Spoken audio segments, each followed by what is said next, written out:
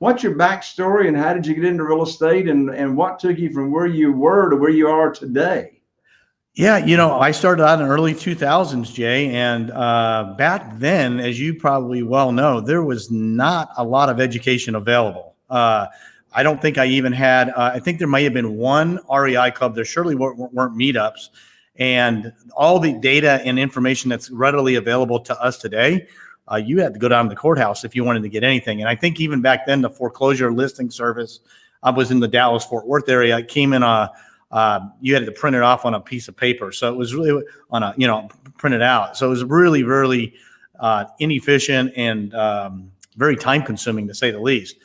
I started out doing, low end fix and flips because I didn't know really anything else. No one was there to teach me. And I got to, when the crash hit in 2007, 2008, 9, wherever you decide it starts, I was very fortunate to get out fairly unscathed. And then I took a little bit of time off. And when I came back in around 2010, there was plenty of information available now. There's educators and influencers, and their social media was starting to become more prevalent, and just data was just so much more readily available. But I knew that I wanted to be in real estate because it was fun, first of all, even though I had a little bit of a setback. But I knew that's really the place to go to generate wealth. And I wasn't sure how I was going to do it and who I was going to follow and listen to, because now I was under the mindset I was going to go back to really square one and really make a determination on what the best fit was moving forward after we came out of the crash.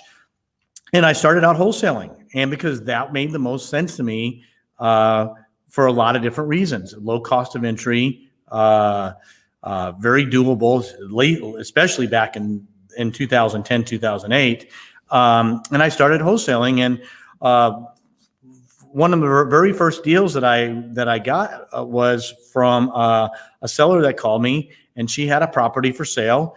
And I went out and I looked at it. I called somebody that I had seen on a sign, and they said, I asked them, it was a Vende Casa sign. I'll just say what it was. And I knew what Vende Casa was. I'm from Texas, or I live in Texas from Arizona. And I go, I know what that means. Let me call them and see if they may know somebody that would want to buy a house. And so I called them, and she answers the phone, and she says, "Hola." And I said, "Hey, hello, do you speak English?"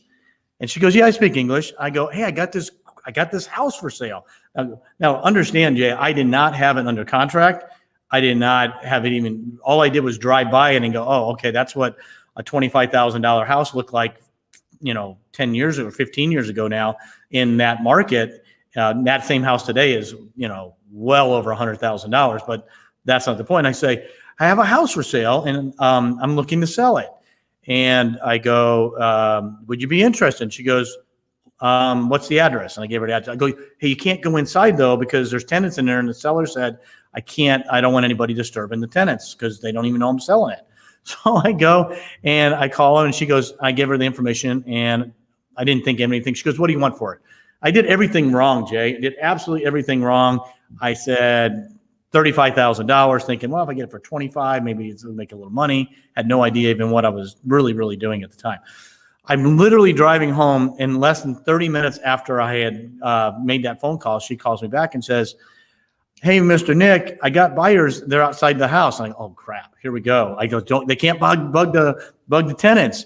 And she goes, well, they're not. They're just looking around the outside. And she goes, since they can't even get inside, they go, they want to make you an offer for $32,000.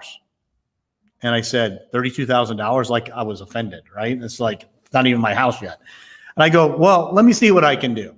So I called the seller back, and I told her what I would be willing to pay. Long story short, I sold that house for cash for $32,000. And I paid the person that brought me the deal. I gave her another $2,000. So I made like $5,000, which, and those ratios are pretty good, not knowing what I'm doing.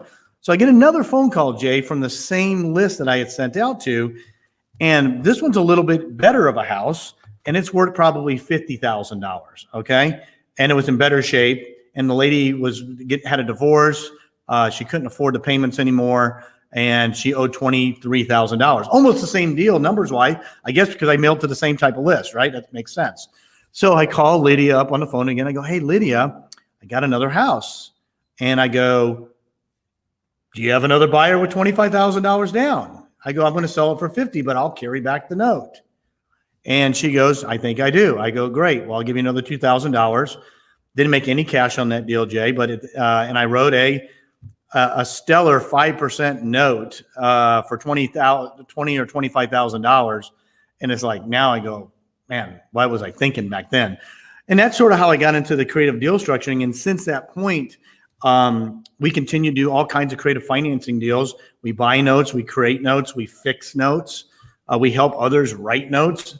And what I've learned from this is everything starts with the deal. And that's why I wanted to bring this up and going back to the wholesaling side, because there's a lot of wholesalers out there right now and people that would like to wholesale, but I think they're missing a huge opportunity to come in and be a little bit more outside the box and create their own notes with somebody else's asset that they can control. And that's really what we do. We want to learn how to control real estate, not own it, because that's exactly what the banks do. And so that's what we're working on right now. So